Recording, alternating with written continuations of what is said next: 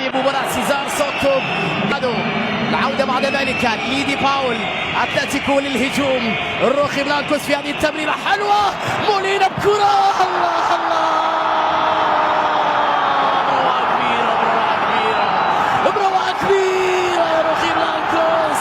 أي تمريرات، أي لعبة جميلة. اتلتيكو في مرمى ريال مدريد في الديربي، وجعل الأجواء مشتعلة أكثر في سانتياغو برنابيو. كنت أتكلم قبل أقل من دقيقتين أننا لم نذكر كثيرا اسم قائد ريال مدريد وقائد هجومه وهدافه كريم بنزيما، لكننا نذكر الآن أول أهداف مراته في الديربي.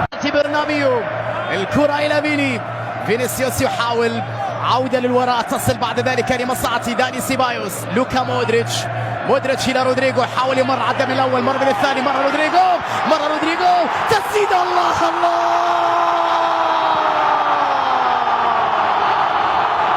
يا صغير يا كبير.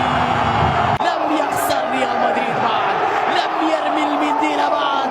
رودريجو يهدي هدفا لكارلو أنشيلوتي على طريقته الخاصة، وهو 1 و2. وين الثالث أمام رودريجو؟ عمل شوربة في دفاع اتلتيكو مدريد وحطها بروعة في مرمى اتلتيكو مدريد.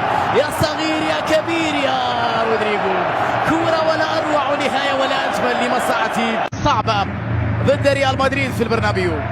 الكرة تصل من جانب لوكا مودريتش، محاولة لمصلحة لوكا إلى ماركو ناتشو، مجموعة من التمريرات. ناتشو أسينسيو بكرة بينية حلوة وكريم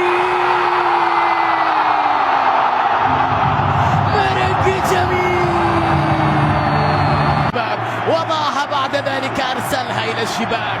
كوني معنا مدريدية بيضاء لليلة بيضاء، لذكرى حلوة، لعبور إلى نصف النهائي، لقلب الموازين، لريمونتادا، لتأكيد الشخصية والكبرياء، لتأكيد أرض البرنابيو وأنهم